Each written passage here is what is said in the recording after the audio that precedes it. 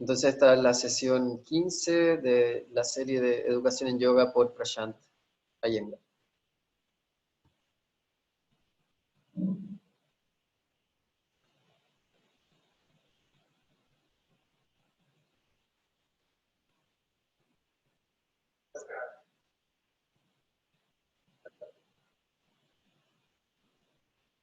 Saluda y da la bienvenida a esta nueva sesión.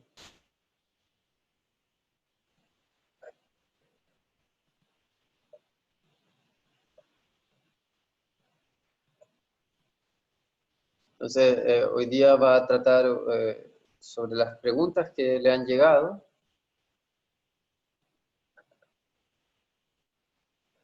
Y le da la bienvenida a la recepción de estas preguntas.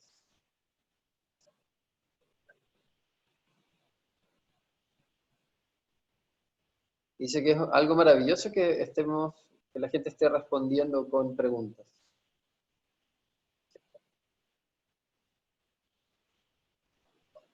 Y dice que esto es muy requerido en un proceso educativo.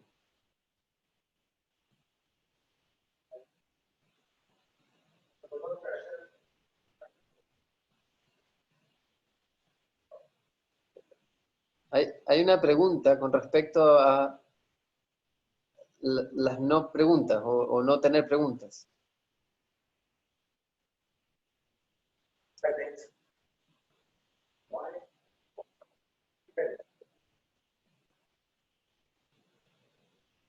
Y eso es que cuando le estén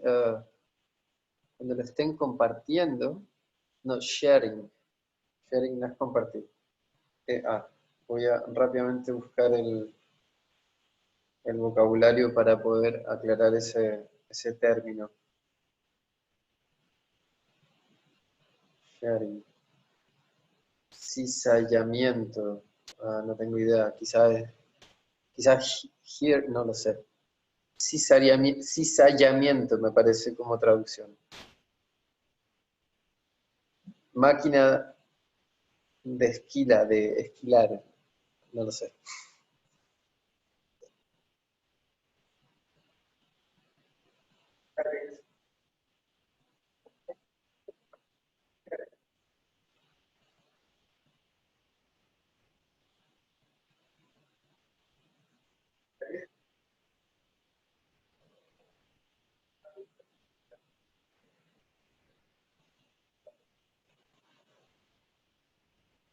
Dice que a esta altura, como estudiantes de la filosofía, no deberíamos estar preguntándonos por qué algunas personas tienen preguntas y otras personas no tienen preguntas.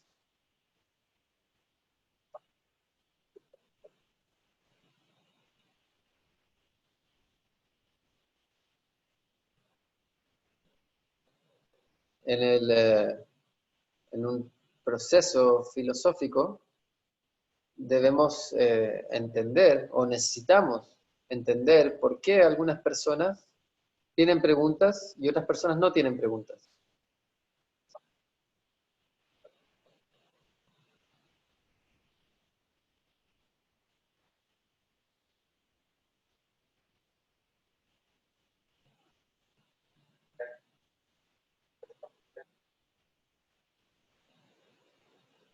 Y porque algunas personas tienen preguntas pero no hacen las preguntas.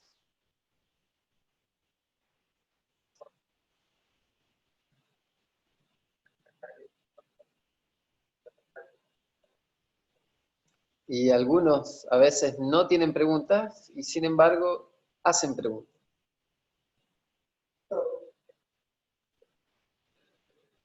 Entonces este aspecto de las preguntas es algo muy interesante.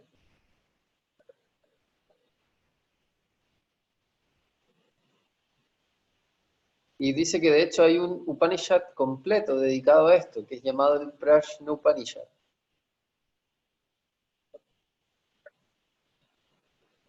Es el Upanishad sobre las preguntas, sobre Prashna.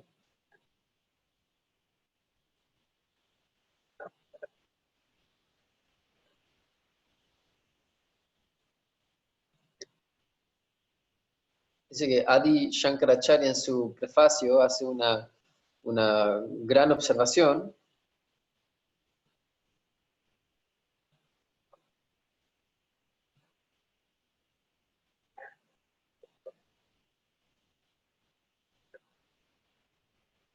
y del por qué la gente hace preguntas, y eh, debemos también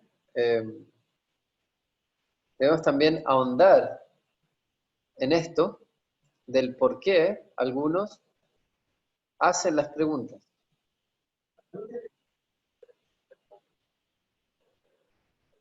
Generalmente la pregunta surge de una duda, uno tiene una duda y por lo tanto hace una pregunta.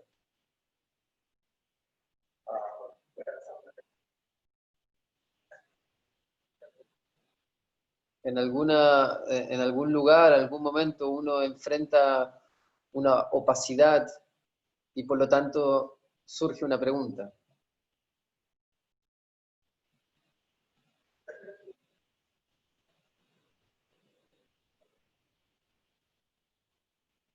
Con respecto a los estudiantes, particularmente en el proceso educativo, donde se considera la educación,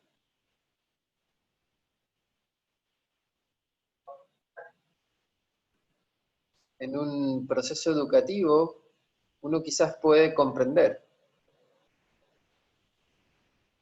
Cuando uno comprende todo, dice que no tiene preguntas.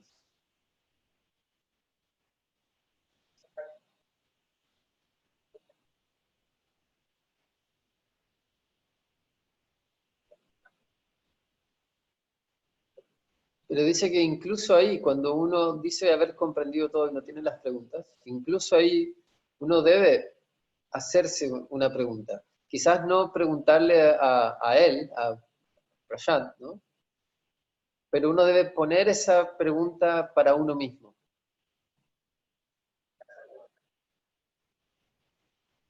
Y así es como uno debe comenzar. Debes ponerte preguntas a ti mismo. Y preguntarte si es que, o investigar, averiguar si es que te puedes responder a ti mismo esas preguntas.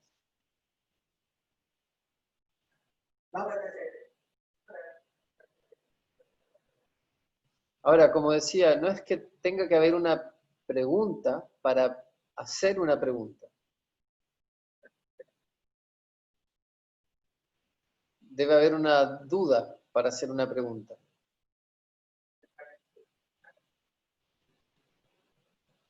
Debe haber una falta de claridad y por lo tanto uno debe hacer una pregunta.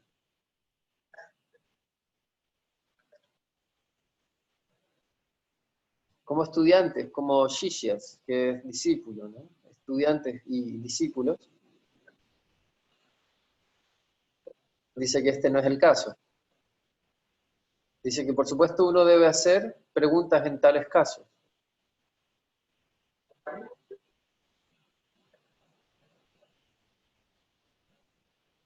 Pero incluso si es que tú crees que has entendido, que has comprendido, que has logrado agarrar esa comprensión,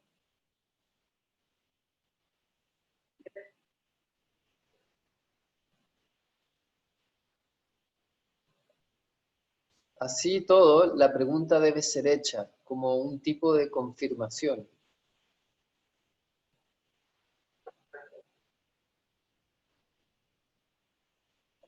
Lo que he concebido, ¿no? Que he construido, comprendido, ¿es correcto? ¿Es apropiado?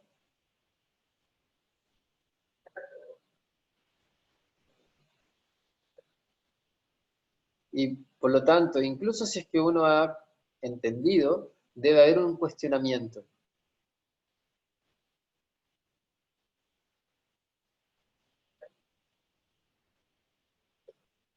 Cuando se trata de educación, cuando se trata de discipulado, cuando se trata de fellowship, de compañerismo, y de estudiantado, ¿no? Studentship.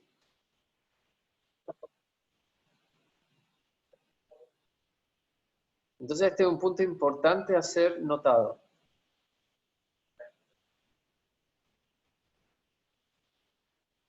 Si tú sientes que has entendido algo, que lo has comprendido, lo que sea que se te ha enseñado,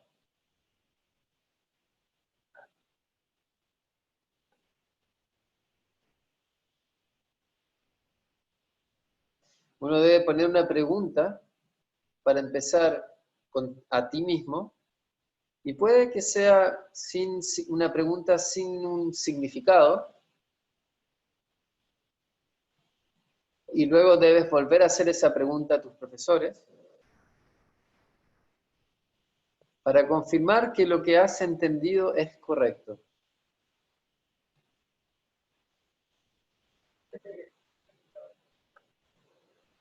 Muchas veces pensamos que lo hemos entendido, como en el caso de las matemáticas, uno puede resolver un problema. Los pasos son correctos, pero, perdón, la respuesta es correcta, pero los pasos son incorrectos.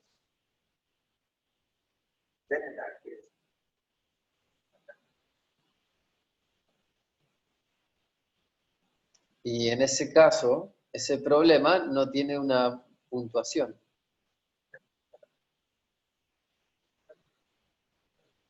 La respuesta puede ser correcta, pero en algún lugar pueden haber errores.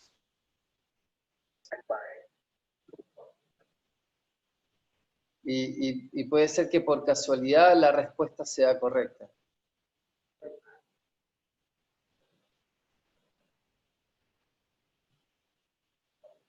Entonces en la matemática uno no solo puede basarse en la respuesta, de que la respuesta es correcta y por lo tanto alguien ha resuelto el problema.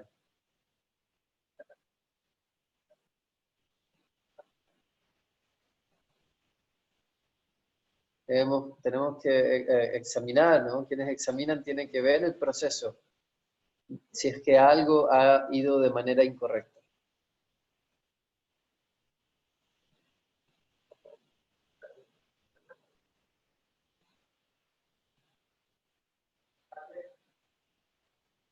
Entonces, similarmente, eh, similarmente puede que hayas entendido algo y sin embargo la respuesta puede ser incorrecta.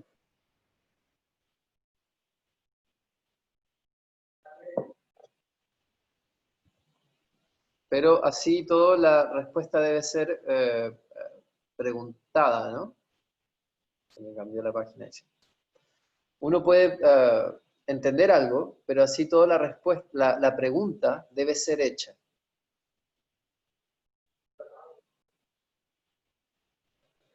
Porque luego la pregunta viene en una referencia diferente.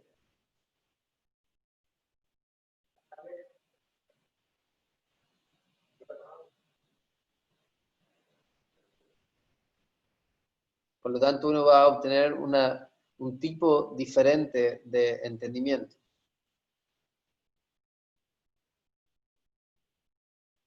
Entonces, en cualquier caso, uno debe hacer las consultas,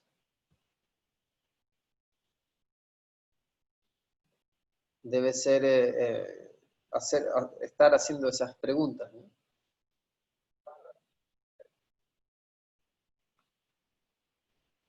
Ahora, él dice que hace la referencia al prefacio de Shankaracharya en el Prashna Upanishad.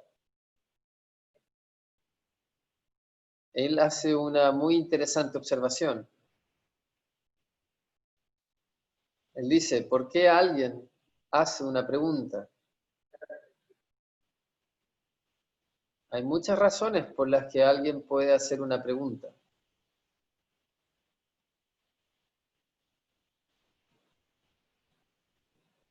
Aquí un pequeño entretenimiento para ustedes.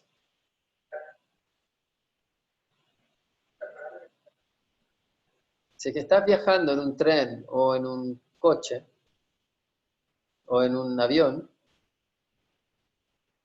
y tienes un pasajero al lado tuyo,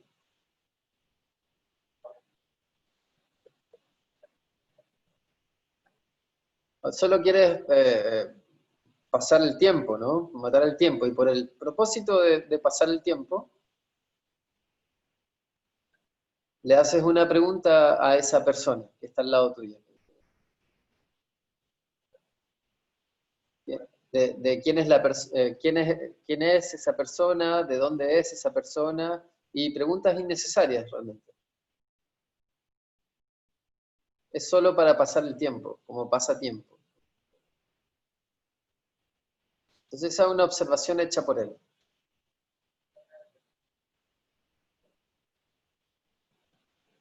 Dice que algunas veces las preguntas son hechas sin un propósito real. Es solo para pasar el tiempo.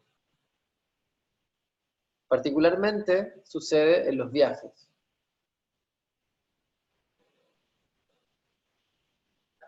Te aburres y por lo tanto quieres hacerle una pregunta al copasajero.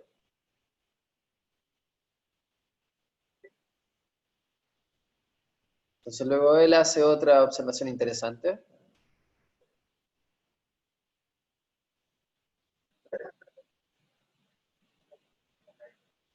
De querer hacer o poner una pregunta para chequear si es que tú sabes lo que yo sé.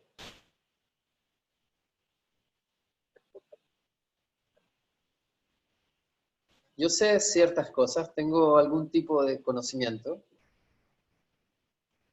y pongo una pregunta solo para chequear, para saber si tú tienes algún tipo de conocimiento con respecto a lo que yo sé.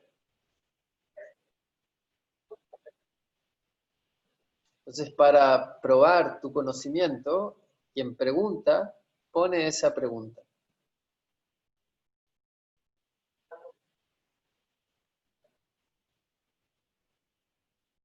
Aparte de las condiciones genuinas para hacer preguntas, de que uno tenga una duda y por lo tanto tenga una pregunta, que tienes un problema, tienes falta de claridad y por lo tanto haces una pregunta. Es una forma genuina de hacer una pregunta, pero de otra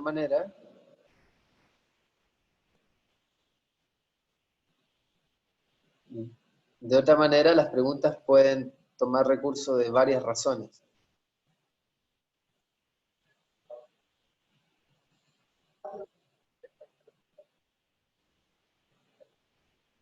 Y también otras veces para chequear qué es lo que yo no sé, quizás esta persona tampoco lo sabe.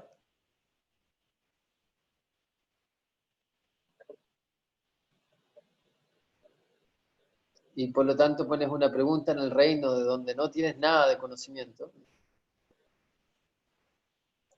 y quieres chequear si es que esta otra persona tampoco tiene conocimiento sobre eso. Es una observación interesante que ha hecho.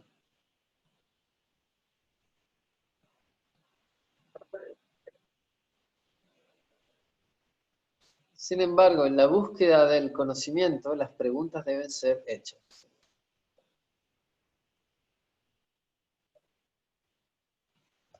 Sin tener una pregunta, no es posible.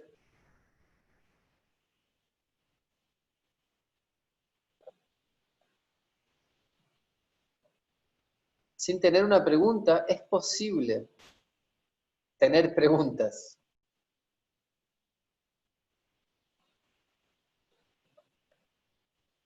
Para incrementar la entrada de que si es que he entendido, entenderlo mejor. Si es que has entendido, chequear si es que has entendido apropiadamente o no lo suficiente o no del todo. Puede que hayas entendido algo, pero puede que no sea suficiente o puede que no sea apropiado o puede ser una ilusión de que has entendido.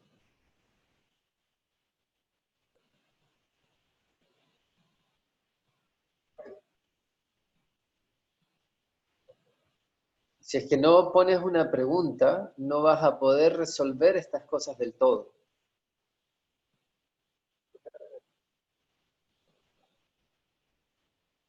Entonces, poner una pregunta desde la parte del estudiante es muy importante.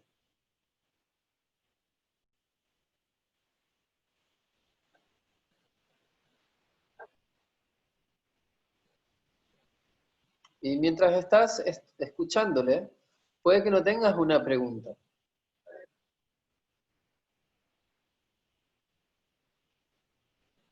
Pero como les dije el otro día, cuando yo les estoy hablando a ustedes, no están simplemente escuchando.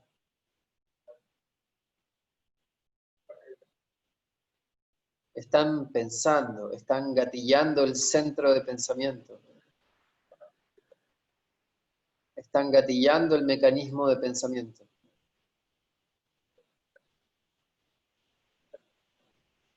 Entonces puede que una pregunta no venga aquí y ahora,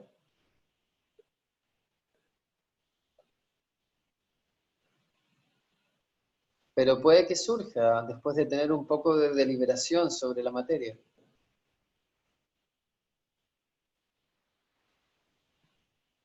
Si deliberas sobre aquello, puede que tengas una pregunta tarde o temprano.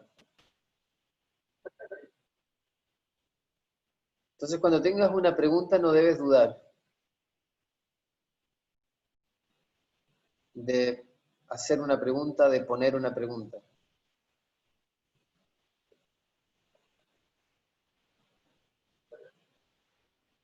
Porque tendrás tu proceso de pensamiento sobre cualquier cosa que escuches o cualquier cosa que aprendas, cualquier cosa que sea enseñada. Y por lo tanto las preguntas vendrán.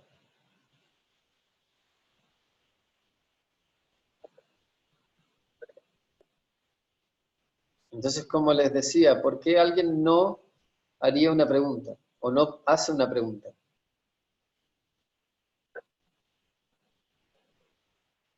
Hay muchas razones por las cuales alguien no haría una pregunta. Y eso también debe ser tomado para una observación, examinación. Cuando tienes una fe implícita en alguien, una fe creyente, dedicación, reverencia a alguien, naturalmente las preguntas no van a ser gatilladas.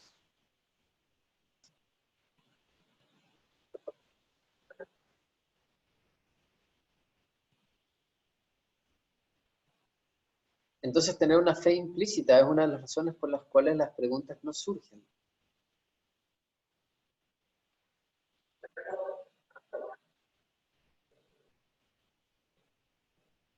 Y por lo tanto, luego de un tiempo, cuando uno está lejos de la interacción directa con la persona,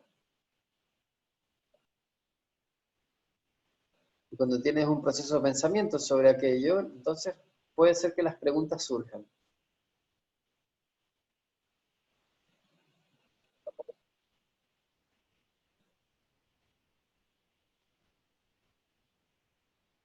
Entonces, simplemente abrí esto para ustedes, para que tengan una observación, una examinación, un estudio y un análisis sobre esto.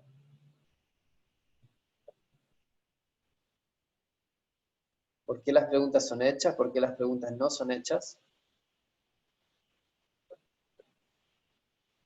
Incluso si es que hay una pregunta, ¿por qué la pregunta no es hecha? E incluso cuando no hay preguntas, ¿por qué la pregunta es hecha?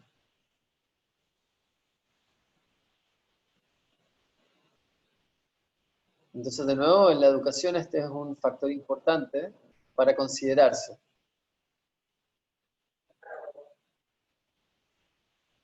Entonces, eso es sobre una pregunta que obtuvo.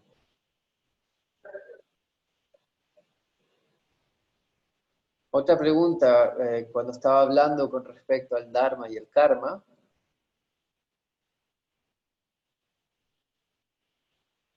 alguien tuvo una muy buena pregunta sobre el destino.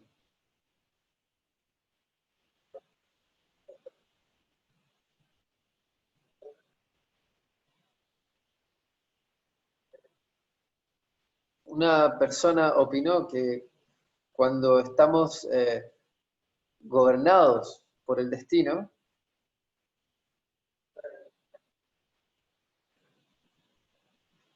¿por qué el karma y el dharma deberían surgir, ¿no? O tener importancia?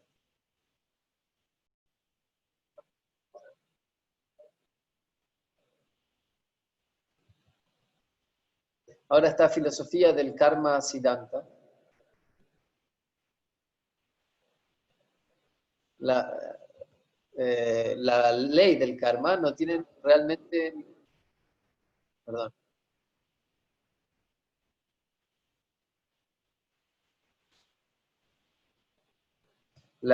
que la ley del karma no tiene realmente ningún tipo de, le llama iota, no sé específicamente la palabra, pero el sentido de la oración es que no tiene ni siquiera un poco de fatalismo en ello, la ley del karma.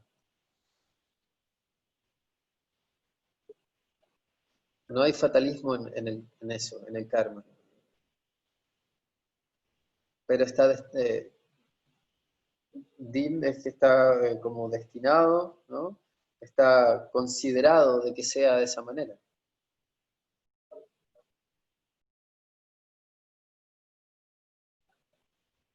Y dice que algunos filósofos incluso critican a la ley del karma,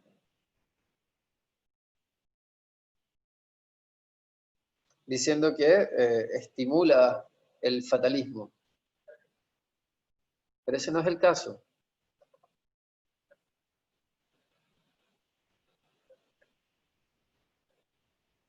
Y algunos tienen la opinión de que uno solo debería llevar a cabo sus karmas y nunca observar por los frutos. Y que ese es el mensaje del Bhagavad Gita.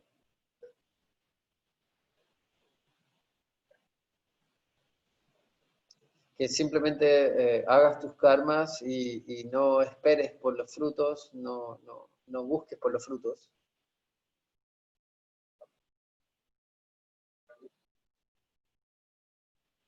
Que no estés anticipándote a los frutos, estando esperando con expectativas por los frutos. Y ese no es el mensaje del Bhagavad Gita. No dice que simplemente uno lleve a cabo sus karmas. Ese es un tipo de esclavización. Simplemente lleva a cabo tus karmas.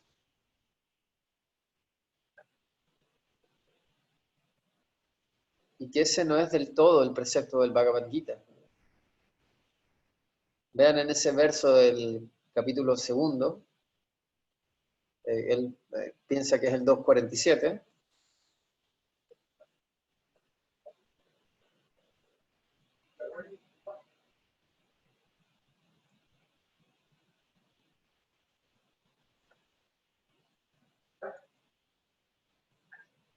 Tenemos el derecho a la acción.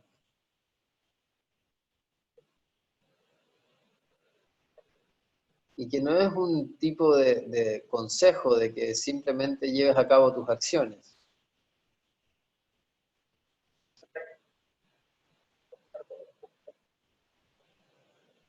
Como una persona, un sirviente, una persona que te ayuda en casa, ¿no?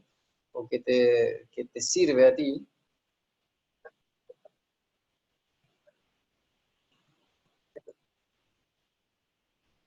Es como que no tuviera derecho a la actividad, porque es tu sirviente, te está sirviendo,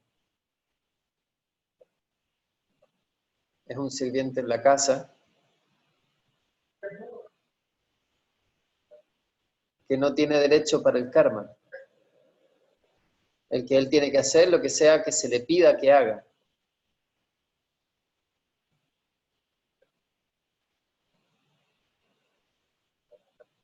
Dice que ese no es el caso de nosotros, las personas, los mortales. Que este no es un teatro o un show de marionetas, no somos marionetas.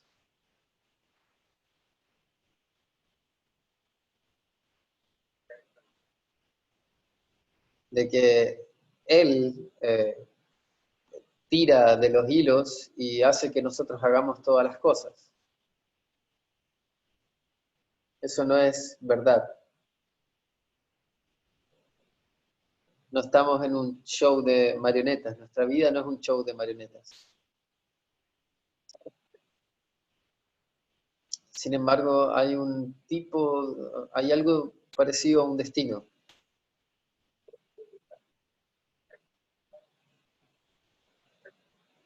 Entonces el Bhagavad Gita dice que uno tiene derecho a la acción y tiene un derecho al karma.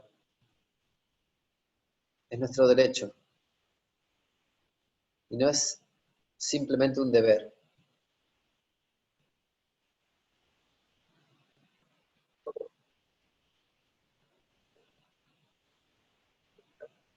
Entonces esto debe ser entendido, de que es un derecho.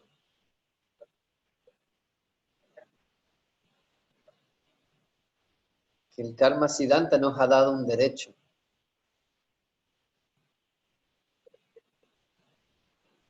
Él no dice, ¿no? Hablando de Krishna, no dice en ningún lado de que simplemente llevemos a cabo nuestros karmas y que no tengamos expectativa de los frutos. Es un tono negativista.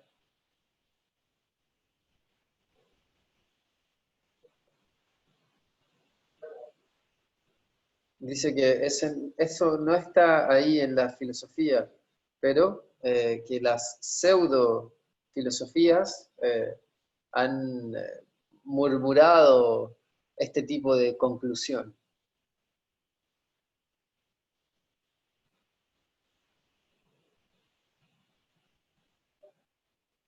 Entonces tenemos derecho al karma, pero ahora no tenemos derecho al fruto.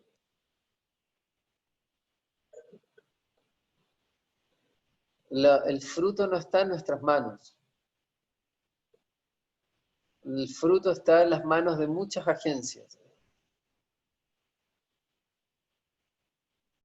Suerte, no suerte, fortuna, tiempo, espacio, situación.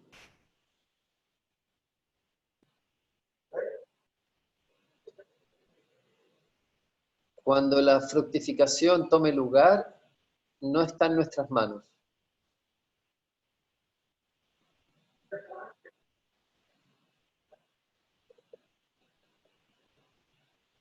Puedes plantar un árbol, pero no puedes esperar cuándo tendrás a la flor y a la fruta del árbol.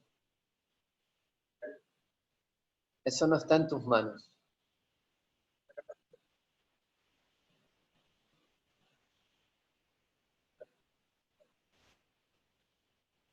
Hay muchos factores de cuándo va a fructificar, de cuándo tendrás la flor y cuándo tendrás la fruta. Y sin embargo, plantar el árbol está en tus manos. El plantar el árbol está en tus manos.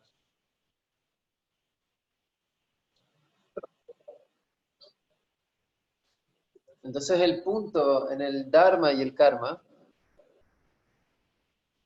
usualmente el Dharma es de la naturaleza del Vidhi Nisheda, y eso significa el hacer y el no hacer, o lo que es correcto hacer y lo que es incorrecto hacer. Y ahí es donde usualmente surge el karma, el dharma, perdón. Te dice de lo que sí y lo que no hacer.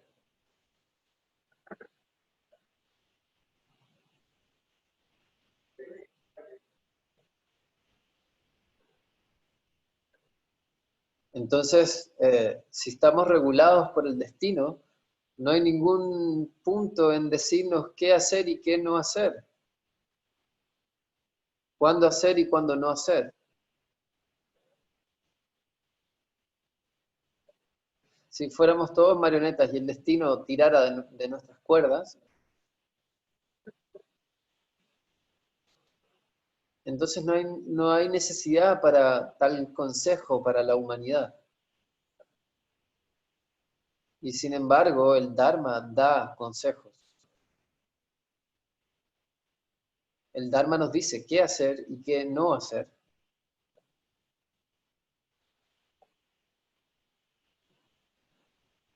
Nos dice qué hacer qué no hacer, cómo no hacer, qué hacer cuándo y cuándo no hacer qué. Y esto es llamado Vidhi Nisheda.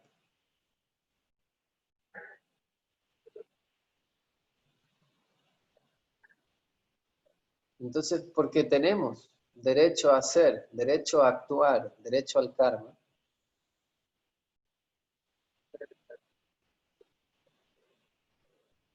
hay un sutra para este efecto en los Brahma Sutras,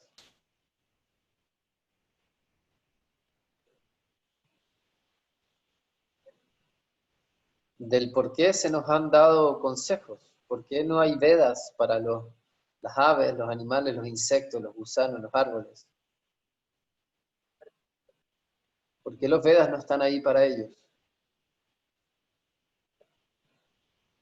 ¿Por qué están el propósito, ¿no? ¿Por qué están pensados solamente para la humanidad? Porque estamos en karma yoni. Tenemos derecho a actuar. Y por lo tanto tenemos algunos poderes. No puedes tener algunos poderes y tener derechos. We cannot be having some powers and have rights. Sí. No podemos tener poderes y derechos.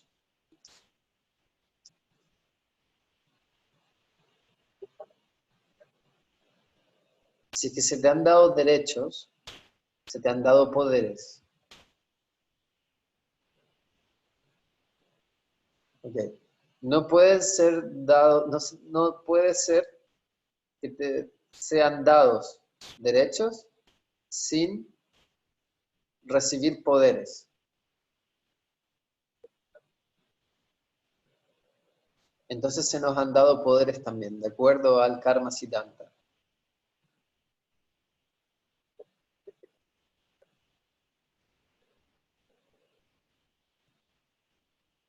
Entonces cuando dice aquella palabra en sánscrito que mencionó, significa que se nos han dado poderes.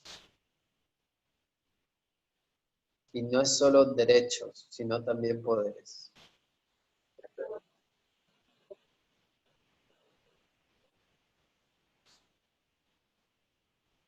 Entonces en los Brahma Sutras está este sutra llamado Karta Shastra Tattva, que es el Shastartra.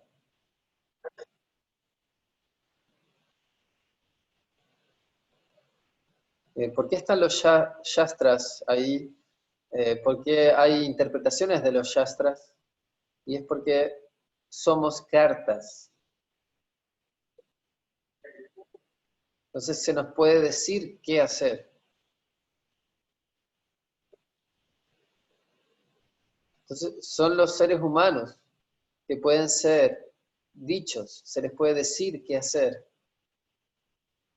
y se les puede decir qué no hacer. Mientras que otras criaturas van a ir por sus tendencias.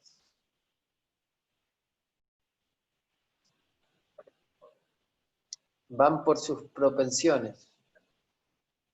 Y eso es Boga Yoni. Y lo nuestro es Karma Yoni, de acuerdo al Karma Siddhanta. Entonces tenemos derecho a estar haciendo.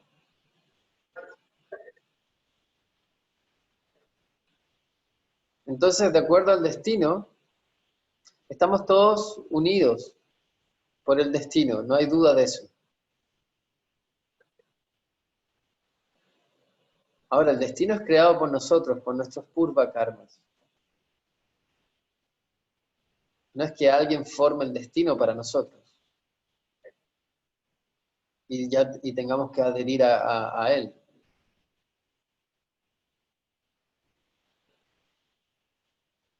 No, que nosotros mismos creamos nuestro propio destino.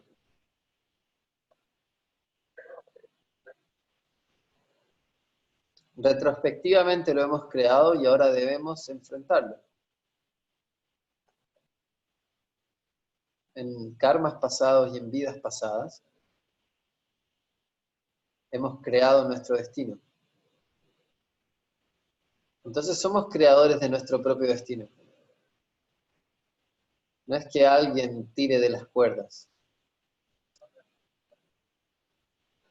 No es correcto pensar que los dioses tiran de las cuerdas por nosotros y nos hacen hacer todo. Nuestros karmas son decididos por nosotros.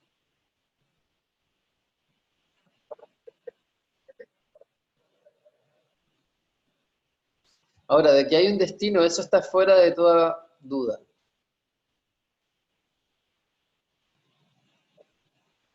¿Pero qué es el destino? El destino es el marco. Y nosotros vamos a estar trabajando solo dentro de ese marco, en la extensión de nuestra vida.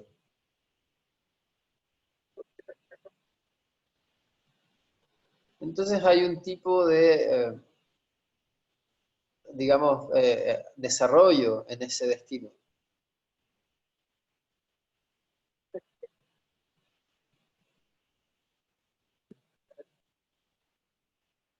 Digamos que hay un nivel mínimo y un nivel máximo.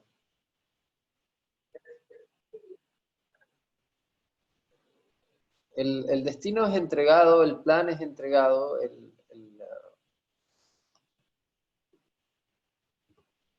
desarrollo del destino está ahí.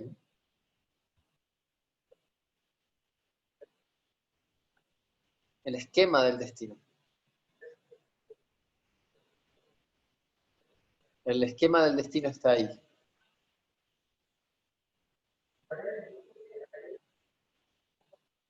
Pero puede que estés en el fondo de él, en el rango más bajo del destino.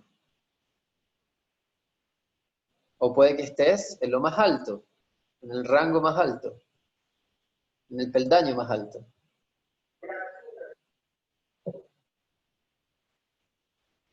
Entonces se nos ha dado el rango de funcionamiento en el marco del destino,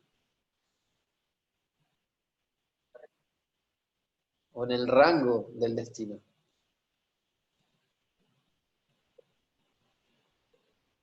No es de que el destino está totalmente gobernándonos.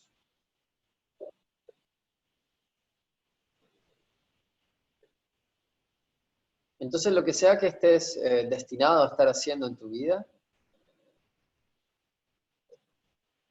puede que lo estés haciendo de la peor manera o de la mejor manera.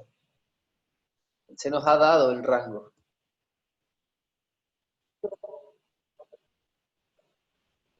Entonces nuestras habilidades, nuestras inteligencias, nuestros juicios, nuestras percepciones, nuestras cogniciones, nuestros sanskaras,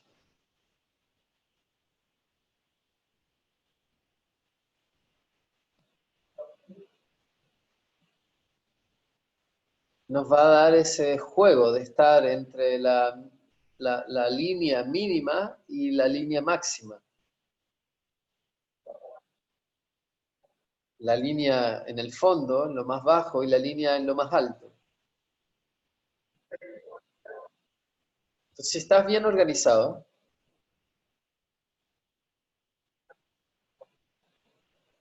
si es que estás teniendo un apropiado desarrollo de tu conciencia, vas a tender a estar en el rango más alto del destino. De otra manera vas a estar en el rango más bajo del destino. Si es que, si decides de que de todas maneras va a suceder debido al destino, entonces no no lo voy a hacer de todas maneras. Entonces va a suceder. Va a suceder, pero vas a estar en el nivel más bajo de aquello. Entonces entiendan cuál sería el resultado de eso.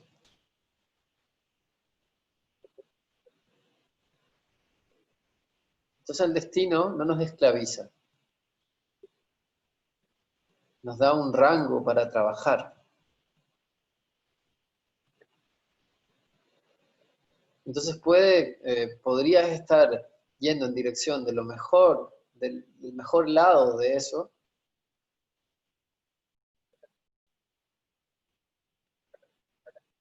y si no haces el intento para ir al mejor lado de eso, vas a estar en el peor lado de eso. Y entonces ese es el derecho. Entonces el destino también nos da un derecho. Entonces de nuevo repito, no es un show de marionetas, no somos marionetas. El destino o el Dios o algo o alguien no tira de nuestras cuerdas y nos hace movernos.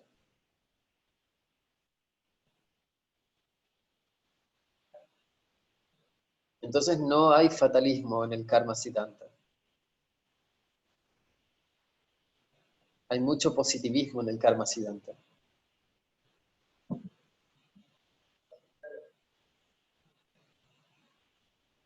Puedes ir al nivel más alto del destino que se te ha dado.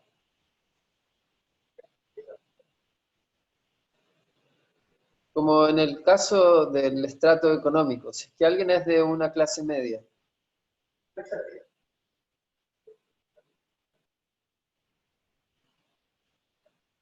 entonces es un rango, se puede decir clase media, que esta es la clase media alta, que esta es la clase media baja. Entonces alguien es pobre, alguien es de clase media, alguien es rico. Entonces en todos lados hay un rango. Para un pobre, una clase baja es un rango. En la clase media hay un rango. Y luego en la clase alta o rica hay un rango.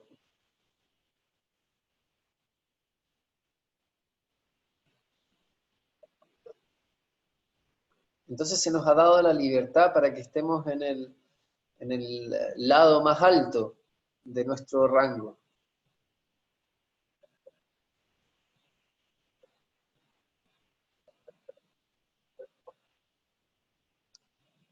Entonces la persona de clase baja definitivamente puede ir hacia la clase más alta o hacia el grado más alto de la clase baja.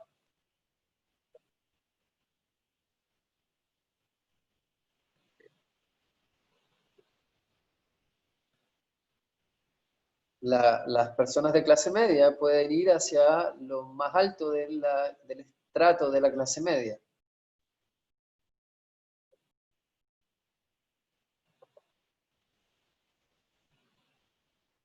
Y la persona de la clase alta puede ir hacia el rango más alto del estrato de la clase alta.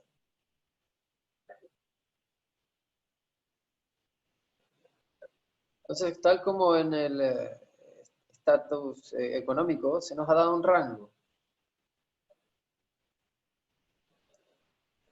Todas las personas de clase media no son clase media, son clase media baja, clase media alta, clase media media.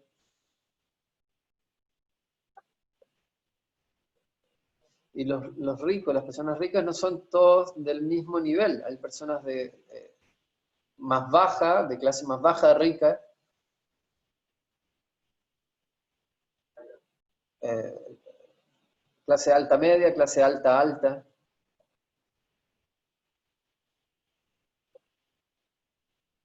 Igual que la clase baja, está la clase baja baja, clase baja media, clase baja alta.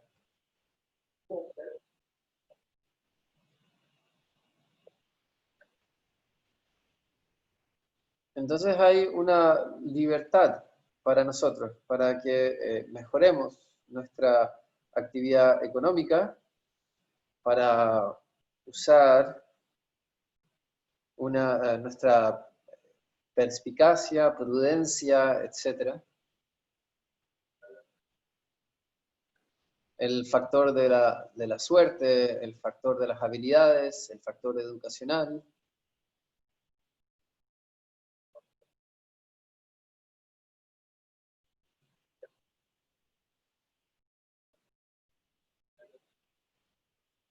pueden definitivamente ayudar a uno a que vaya a lo más alto del rango.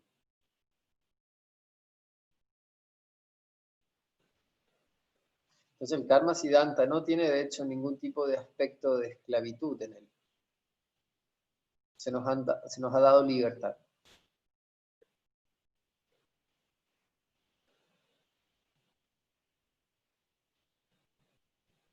Entonces no vamos a estar discutiendo sobre el karma siddhanta, era solamente para poder responder esta pregunta de que no hay fatalismo. Y esa es la pregunta aquí. No hay necesidad de ser negativo.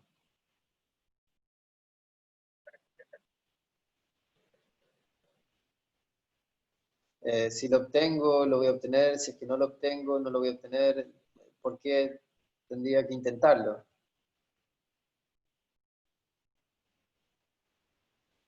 Y esto de ninguna manera es estimulado por el karma siddhanta.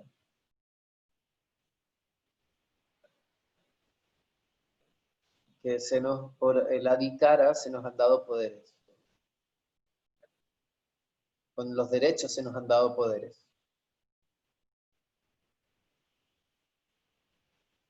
Puedes usar los poderes de manera hábil, inteligente,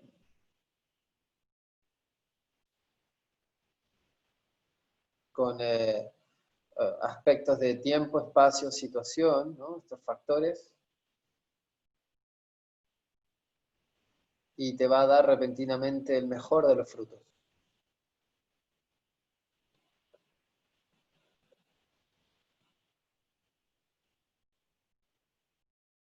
Entonces, hasta ahí, esto es sobre la pregunta que he llegado con respecto a la discusión del Dharma y el Karma, sobre el destino.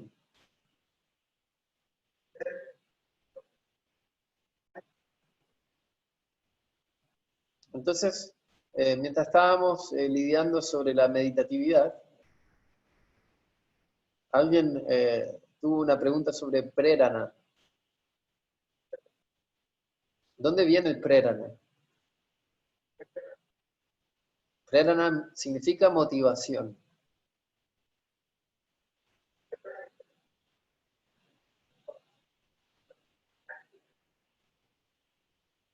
Entonces, prerana es como un inicio, ¿no? Es un gatillo, una patada inicial para tener algún tipo de búsqueda de actividad o búsqueda de conocimiento.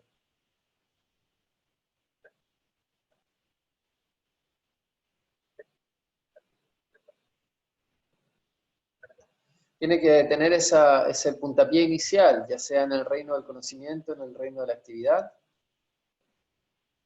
Debe haber motivación. Y la motivación es esa prerana.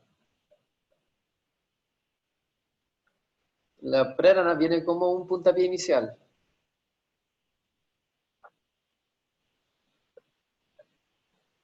Ahora, como el encendido del auto hoy en día.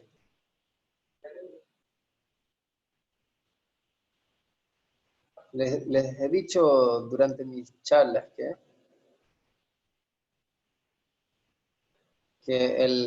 aquello que el inicio, ¿no? El encendido es algo que utilizas, perdón, o que haces solo para comenzar.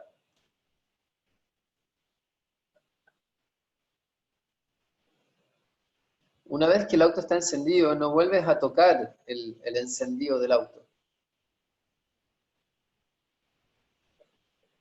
No interfieres con él, no vuelves a girarlo. Y eso va a dañar el motor. Entonces, solo para comenzar.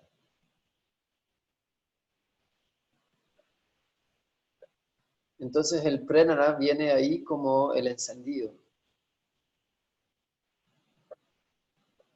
O la primera marcha del auto.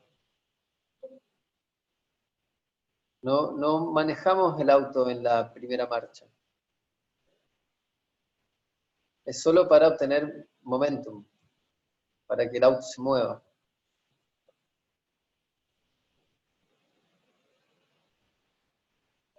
y queremos pasar a la segunda, tercera, cuarta marcha, cuarto cambio tan pronto como sea posible,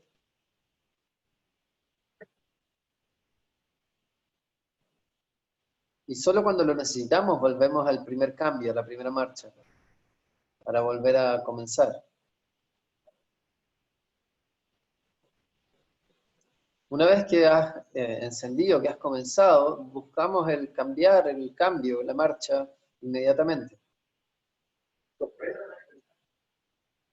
Entonces, Prerana es algo como eso.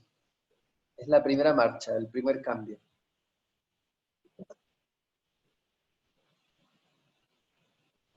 Debes buscar cambiar esa marcha tan pronto como sea posible.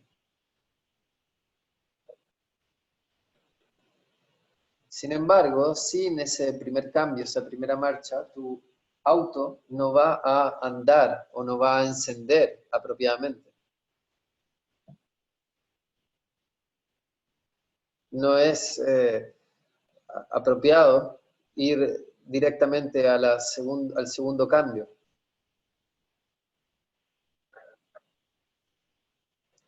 Encender el auto e ir inmediatamente al segundo cambio. Va a estar cargando al motor. No puedes hacerte un bypass, un salto de la primera marcha. Puede que se haga si es que hay un problema en alguna parte del motor.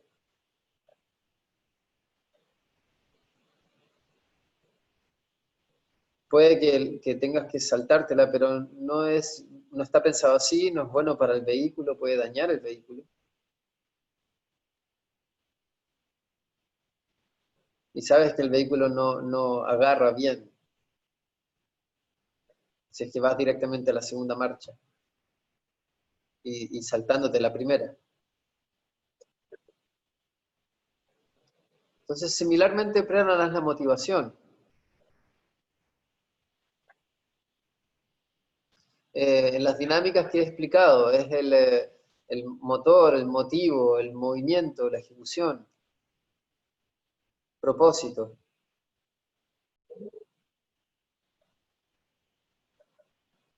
Entonces el motivo es una faceta del prerana, es una faceta de la motivación. Y es requerido para comenzar.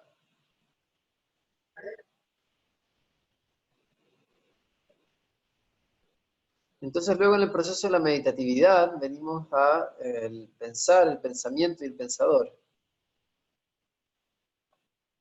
En los aspectos del pensar, pensamiento y pensador.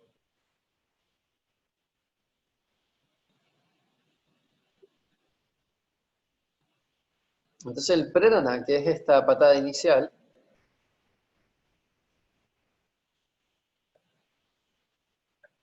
esa patada inicial es dejada muy atrás, posteriormente, cuando estás en esta actividad más elevada.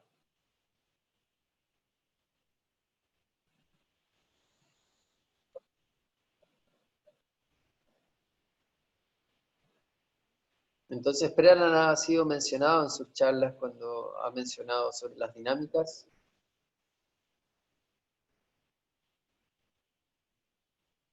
dinámicas compuestas por el motor, el impulso, ¿no? El motivo, el movimiento, la ejecución, el propósito.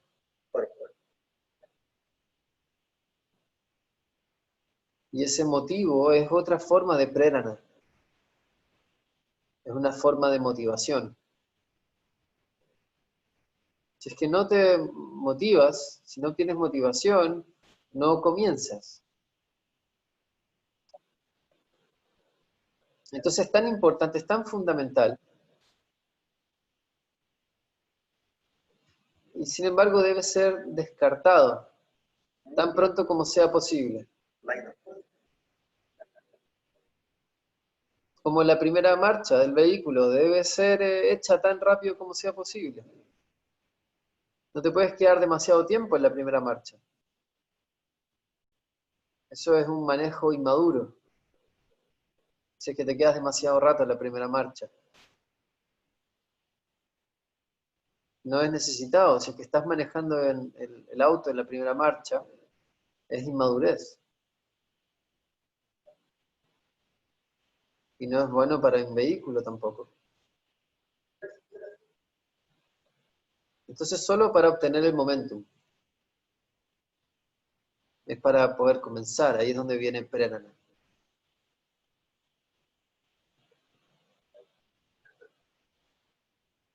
Espero haber respondido esa pregunta satisfactoriamente. Y vamos a dejar aquí por la mitad de este video. Continuamos luego con la siguiente mitad.